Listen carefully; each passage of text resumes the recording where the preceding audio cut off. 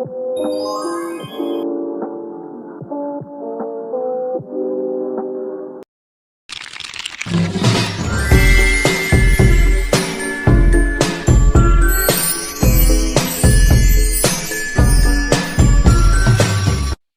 day everyone, especially to you Ma'am Joksin Jane A. Tamara. We are the Group 1 and in this video, we will be discussing about the communications for various purposes and the specific topic that we will be reporting in this video is the informative communication. So in this video, we will tackle the definition, the elements, the characteristics, and the written and spoken examples of an informative communication. So without further ado, let's start. Let's start with the definition. Informative communication gives information and facts, provides clear and factual details to the audience without trying to influence their opinions or actions. So from the root word of informative, which is to inform, it is basically understood that this purpose of communication gives, conveys, shares, or disseminates informations and details. And these informations and details, these are the things that are true, reliable, verifiable, and with evidences. So in short, informative communication is objective and it does not add personal opinions. So meaning, informative communication is not subjective, rather, it is objective. And that is the main point of an informative communication, or that is the main concept of an informative communication. So let's say, for example, Kuya Kim. So Kuya Kim is a news reporter and he is reporting about the weather in which he will give us the information about the temperature and conditions of the atmosphere.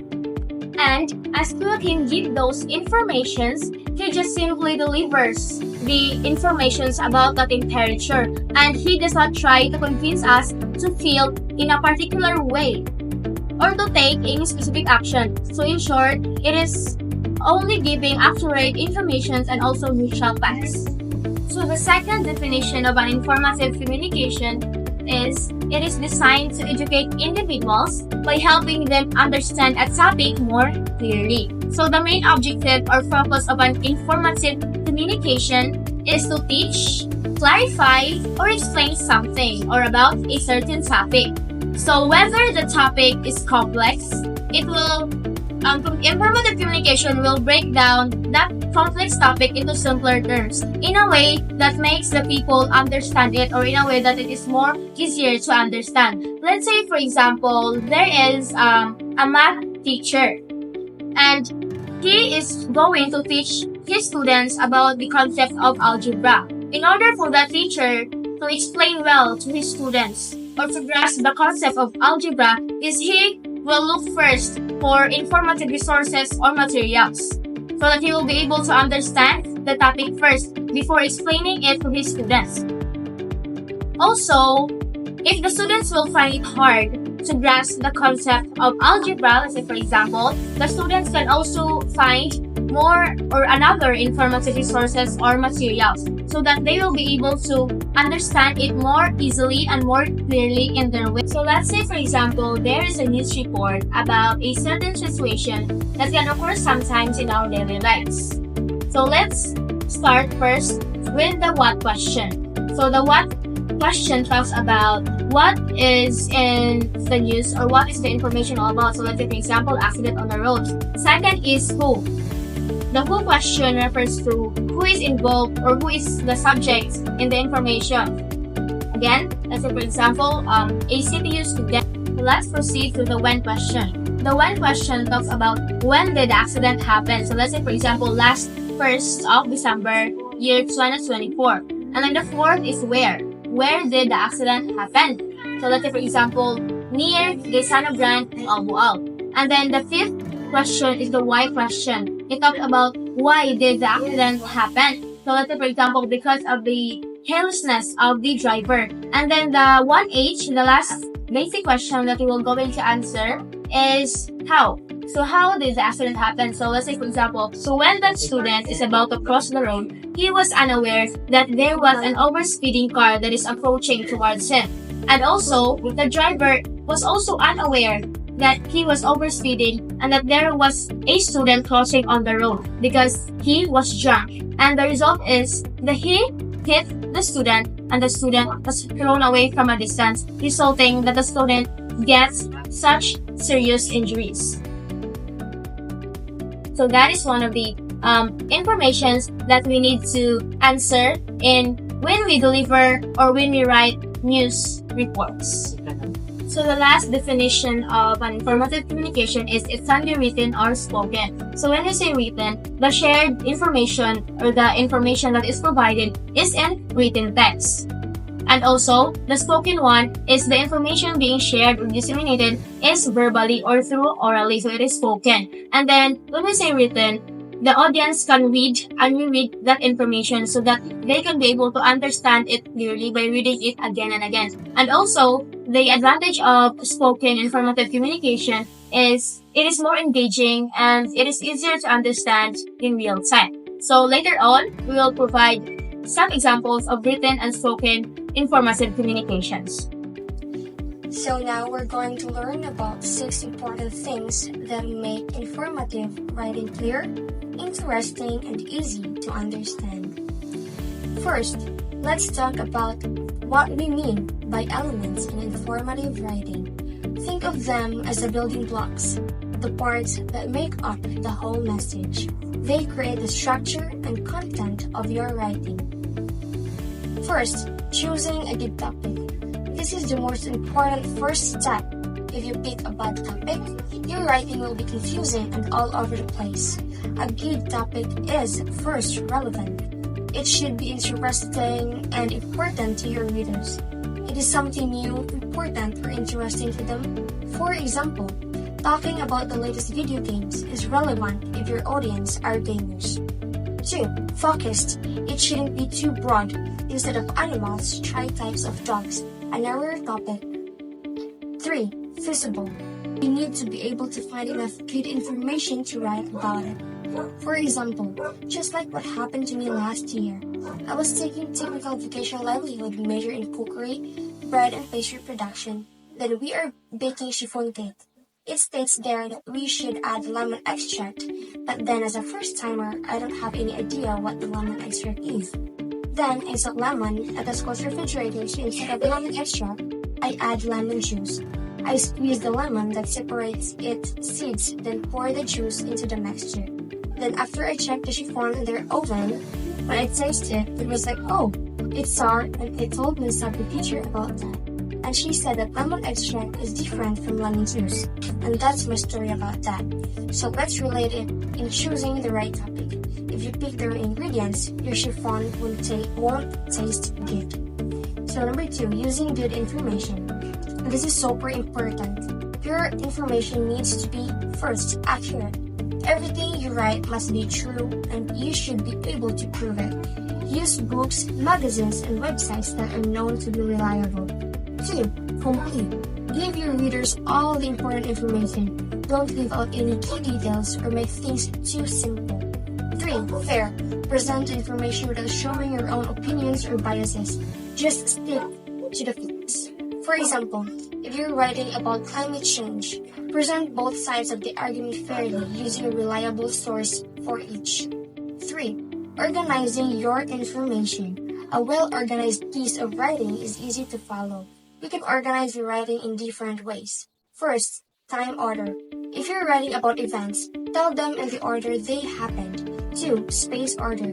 If you're describing something, go from one part to another in a logical way. 3. Comparison. If you're comparing things, show how they're similar and different. Use headings and subheadings to help your readers. Use words like first, next, finally to connect your ideas. Pictures and charts can also help make things clear. For example, when explaining how to bake a chiffon, list the ingredients and steps in order. It would be difficult if you'll state how you pour the egg white without even stating that you first break the egg and separate egg white from egg yolk, right? So let's move on to the 4th, 5th, and 6th element of an informative text to be discussed by Miss Eliza. So now, let's proceed to the sporting details. What is sporting details? Well, supporting details provide examples and evidences to back up your main points. They make your writing more convincing and interesting. So, for example, you will gonna say that dogs are great pet. Well, that phrase is very weak. You need more information about dogs. Like, for example, dogs are great companions. Dogs came in different breeds, and they need daily exercise. And in that way, you will gonna gain more readers to that. So now let's proceed to the visual aids. Visual aids like charts and images help illustrate your points. They can make complex information easier to grasp.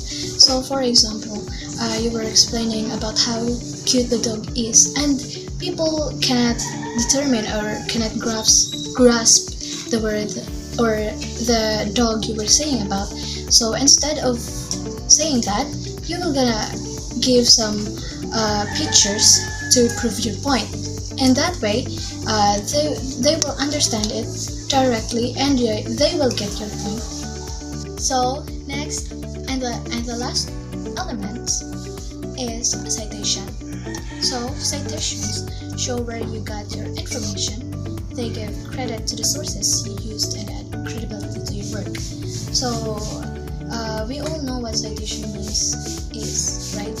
And if you will not put citation in your own paper, then you will get plagiarized, and that is a serious case. So in order for you to have a good informative communication, you need some backup ideas so that it'll be more factual and believable. That's it for elements. So next is characteristics. Now let's move on to characteristic. So what is characteristic? It is a quality or features that define something or distinguish something. So the first characteristic is clarity. Clarity, organized and clear to understand. So when we say clarity, it should be organized and presented in a way that is straightforward, avoiding jargons or complex words. So another characteristic is accuracy.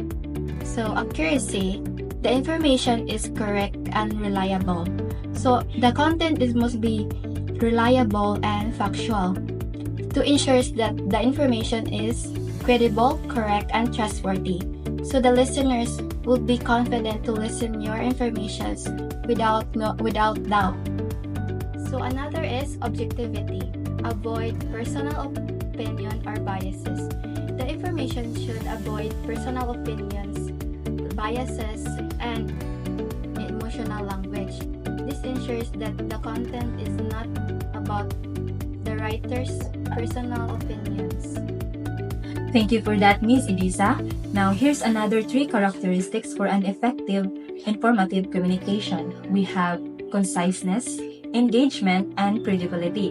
When we say conciseness, it must be clear and easy to understand. This actually refers to the presented information is clear and direct to the point without using any unnecessary words.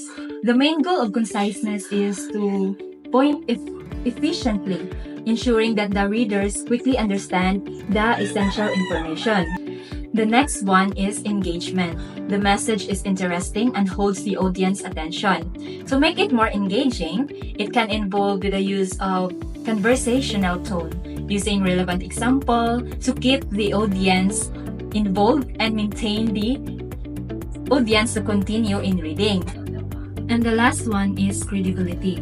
So credibility is the source of information presented is trustworthy. So it must be based on facts, well-researched, and supported by reliable data or sources. To sum up the characteristics, the 6 characteristics you need for an effective informative communication are clarity, accuracy, objectivity, conciseness, engagement, and credibility. That's all. And the next topic is all about examples of informative communication. Will be presented by Miss Carbona. Thank you so much for that, Junary. Hi, Pleasant Day learners. First of all, I'd like to introduce myself. This is Miss Carbona, and I am tasked to provide you or give you examples of informative communication in written form. But first and foremost, I'd like to enlighten you of what informative communication in written form is. Well, a written informative communication is done or is created through writing or by writing, not by spoken or doing something practical. And in here, we categorize our examples by their genre. We have here the first one is the educational materials. And in here, we provided two examples, the textbooks and the workbooks. Well, the difference between the two is that a textbook is an instructional material wherein you can find information of a certain topic, or it gives you an overview of the subject. Whereas a workbook, in here, you are going to apply what you've learned from the textbook. An example of a textbook is a science textbook explaining photosynthesis. Now in workbook, we can conclude or we can say that the best example for this is a science book wherein you can find assessments and evaluation regarding the topic photosynthesis. Another one would be a textbook, a math textbook, or a mathematics textbook. And here, we have the example of informational resources. And in here, we provided two examples, the encyclopedia articles and dictionaries. Well, the difference between the two is that encyclopedia is an instructional material that gives you information of many subjects, whereas a dictionary is an instructional tool that defines words, including their meaning, their spelling, their usage, and their origin. A great example of an encyclopedia is an article about dinosaurs. Another one would be an article about a specific plant. Whereas in dictionary, a great example for this is a definition of the word photosynthesis, a definition of the word chair, a definition of the word cat, and so on. And additionally, both the encyclopedia and dictionaries uses words that are arranged in alphabetical manner, which signifies that their terms are arranged from A to Z. And in here, we have informative documents that includes news articles, brochures, and authorized biographies. An authorized biography is a detailed information about a certain person or a life of a certain person. For instance, the life of Dr. Jose Rizal. Another one would be the life of Andres Bonifacio. Now, brochure is commonly seen in malls. This is commonly given by sales ladies in malls because this provides information on products and services. For instance, a brochure about a museum's exhibit. Now, a brochure is an instructional material which provides information on certain products or services. And this is commonly given by a sales staff in a mall. A great example for this is a brochure about a museum's exhibit, a brochure about a tourist spot here in Moalboal, or a brochure about a certain furniture. Now, in news articles, the content of these are reports on current events and facts. And in writing or creating a news article, the headline must be very captivating so that the readers will be intrigued of what's to follow. Here's an example. Science A student named Ted Oliver was considered or was declared as the most handsome among all the education students at CTU Moalboal campus. Now, by this headline itself, it will actually intrigue readers to know how Ted Oliver became the most handsome student or education student at CTU. The last one is the everyday informative text that we encounter. We have here recipes or directional signs. Now, a recipe book is an example of an informative text because it actually demonstrates the step-by-step procedure in attaining a certain dish, in attaining a perfectly cooked dish. We have here an example, a recipe for making a chocolate cake, a recipe for making a delicious brownie. Now, directional signs provide information on locations and routes.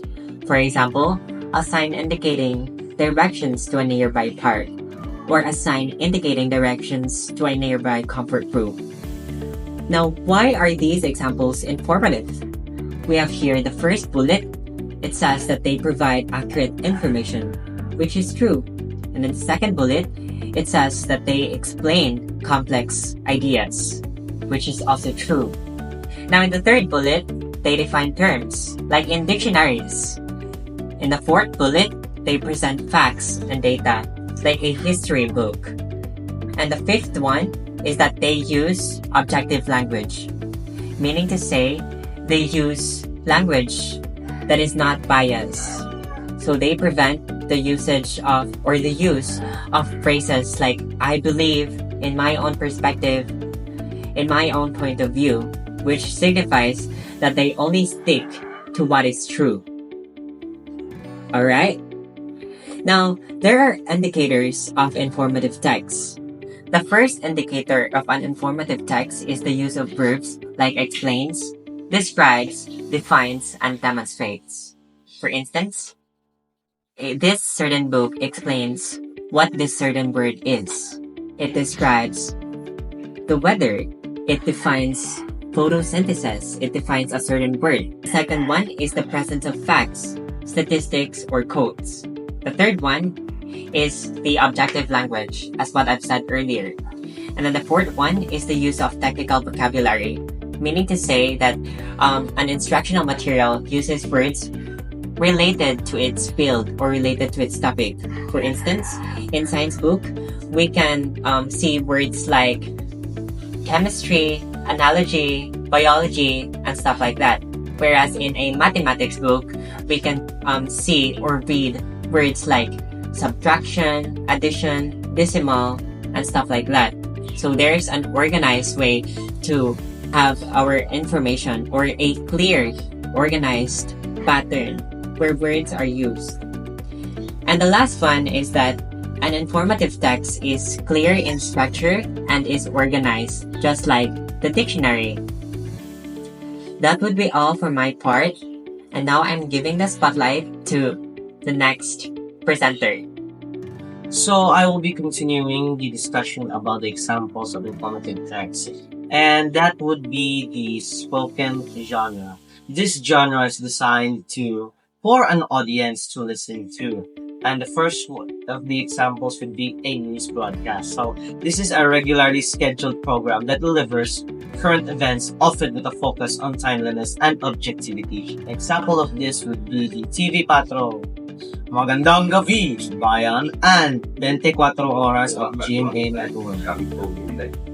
Next would be a radio program. So this is a broadcast program on a radio, covering a wide range of topics, including news, talk, music, and entertainment. An example of this would be Handumanan sa Kagahapon, and other programs. I can't discuss them because they are in our Bisaya language. Next is the podcast. So this is similar to a radio, but instead of frequencies from a radio, this is a program that is available for download or streaming online. So it uses the internet, and it is often covering a specific topic or theme. Example of this would be TED Talks and Pinoy Horror Stories on Spotify. And the last one of our examples is a public service announcement.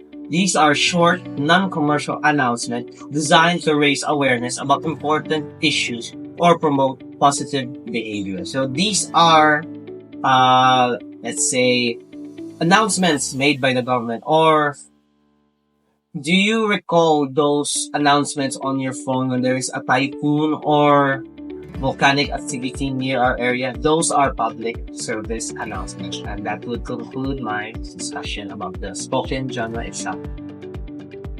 So in conclusion, informative communication is about giving information rather than asking, in which those informations and details are objectives. By sharing information, ignorance is reduced or somehow eliminated. Additionally, according to Osborne 2009, when we tend to gain more information, we seek to expand our awareness of the world. We expand our awareness of our surroundings, our environments, and the world that we live in. Moreover, informative communication is very vital in our daily lives. When we gather more and more information, or when we know more information, we become more knowledgeable, we become more aware, and we become more informed individual in the society.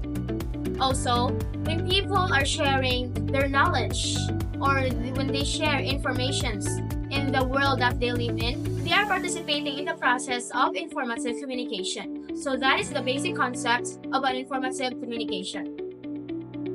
So I hope that you learned something new in our simple discussion about informative communication. And here ends our discussion in this video.